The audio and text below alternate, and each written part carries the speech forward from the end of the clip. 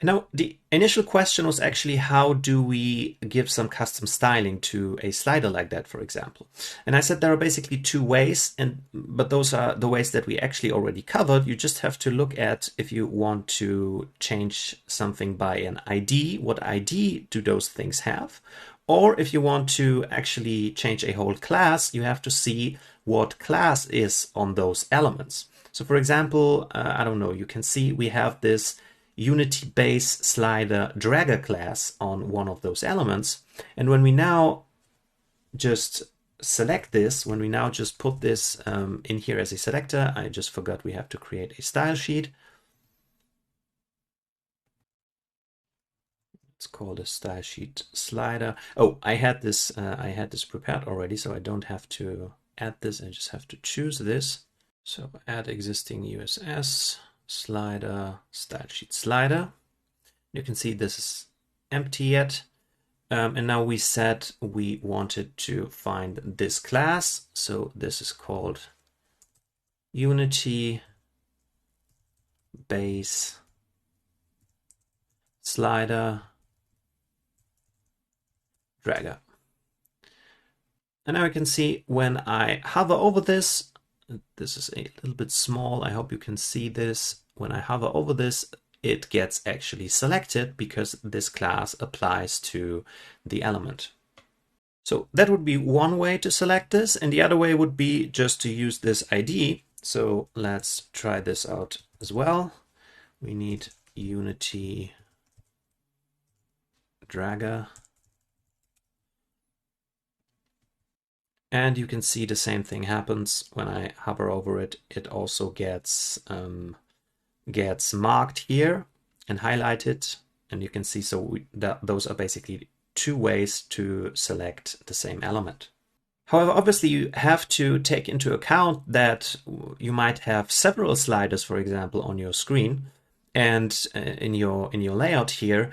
And obviously when you edit a class, every slider that has this class, or technically also every other element that has this class, would then be modified. And the same thing goes here with this ID, since in our internal hierarchy, obviously we can have the same ID sort of several times. Like in the internal hierarchy, it's obviously just used one time, but when we add several sliders, this ID would appear several times. So one way how to prevent this, to be sure that we only modify this one slider, would be to give it some ID. Let's say my slider. And now we could say we rename this thing and we want to have my slider and the descendant selector.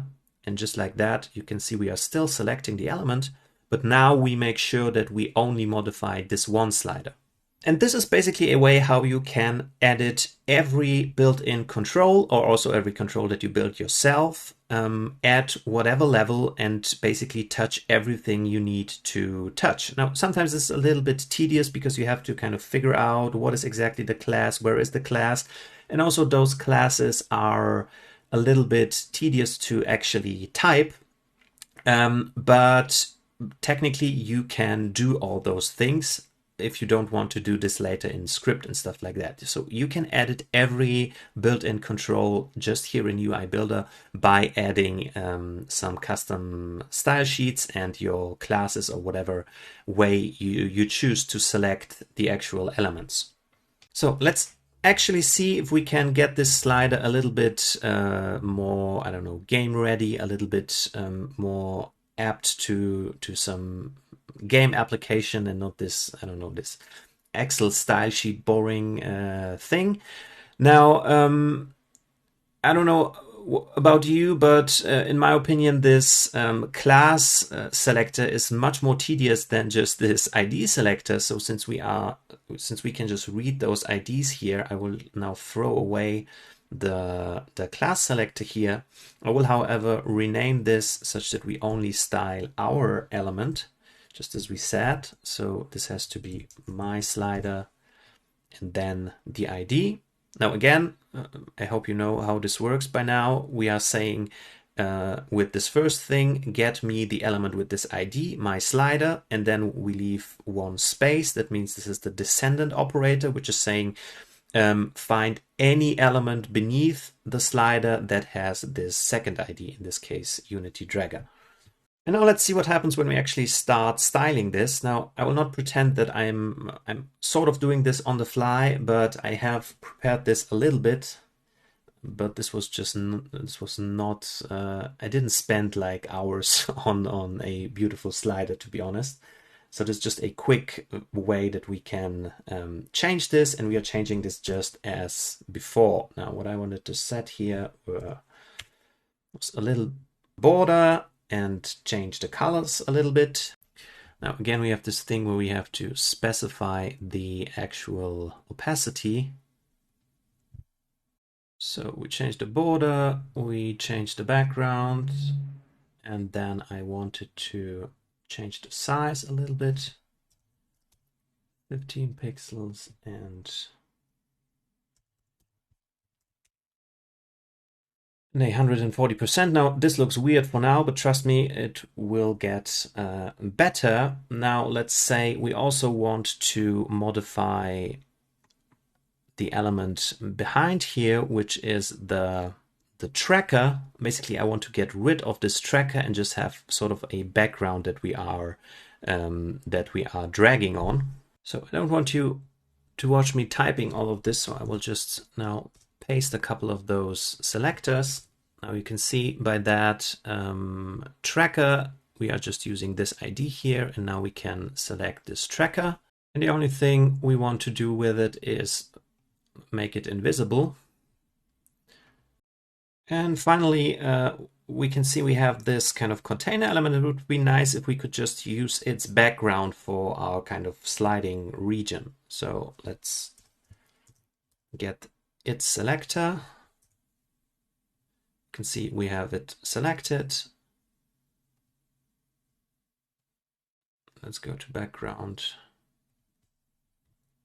And voila, just like that, we have a totally different slider. Now, obviously, what we still don't like about this thing is that this dragger is sort of misplaced here. And now, if we think about it, if you remember this from our layout sections, you can see this dragger is over the other thing, so it probably is positioned absolutely. If we look on the element itself, you can see it is positioned absolutely with a top offset. So that's what we have to modify. We select the dragger, go to position, absolute, and now we can modify the offset, and you can see it's just sliding around here. And let's say that we want to center it. Something like that looks much nicer. Now let's just save our layout and see how this looks in the game view. And I think that is much better. Maybe this border for the dragger would rather be something more bright, but okay, again, it's not perfect, definitely, but I think it's a little bit more game-like than the one before. But now, obviously, styling is nice, but we want to actually do something with it, and we want to code.